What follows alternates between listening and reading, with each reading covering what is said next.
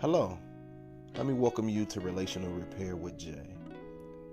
Today we're going to be talking about the first step in becoming a leader. Step number 1, what you need to know and embody. So I'm going to start with a quick story and we're going to come back to it later on in this message.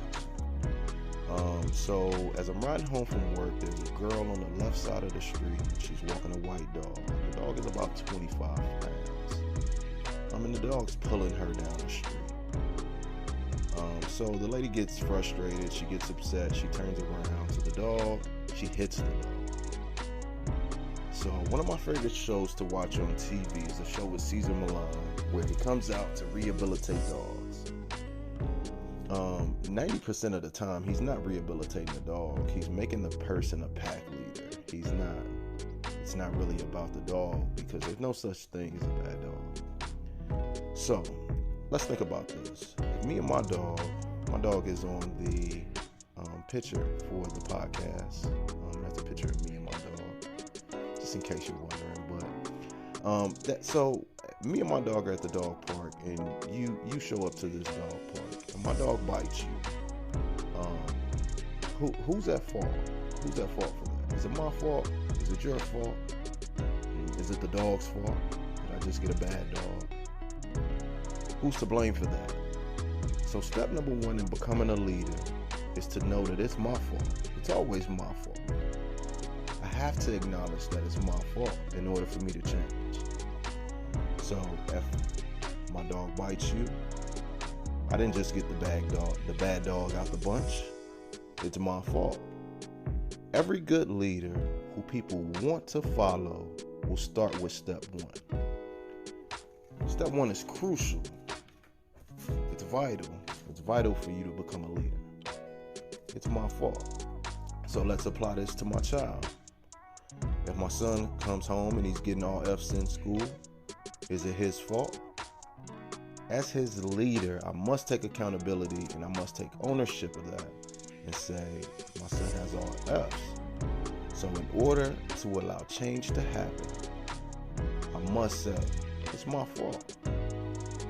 Let's look at another way to handle the same situation. He comes home and he's getting all F's. I must say, oh, okay, he must be stupid. Well, he's not as smart as his sister. Not only does that make me weak, not only does that make me look like a weak leader to blame the child for getting all F's, but it places a divide between me and the child where we're no longer able to connect on a deeper level. Because I play stupid on him. No, he's just stupid. You're not as smart as your sister. I compare him to his sister. Instead of building him up. That's not the way a leader should go. That's not the way good leadership goes. So, coming into the realization that there's no such thing as a bad dog, there's no such thing as a bad kid. Yes, some misbehave. Yes, some misbehave. Let's stay right there. Some children do misbehave, but it's always leadership. Who's leading the child? 100% of the time. Who's leading the dog? Who's leading the child? Who's leading it? The world needs it to be you. The world needs you to lead the children. The world needs you to lead your child in your household. Not the school, not the government. We need you to lead. Now let's take a look at this. Let's take a look at the story of the lady and the dog in the beginning.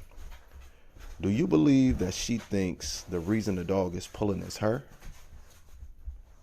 In order for her to strike the dog, I would say no. She believes that it's the dog's fault, which makes her weak.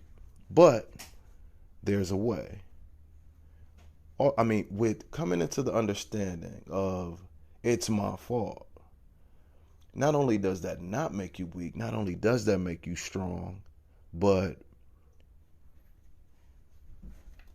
it can change your life. Flat out change your life. It will change your life to take accountability for the actions. So I ask you, look around you right now. Look at where you're sitting. Have you taken accountability for everything that's happened to you? Good, bad, or indifferent? Have you taken accountability? Are you owning it on a day-to-day? It's the way, it's the only way to make you strong. It's where you must start, it's where you must finish every single day. Is taking account that anything that's happened, that's my fault. And I'm telling you that there's so much growth there. So although it might seem frightening now,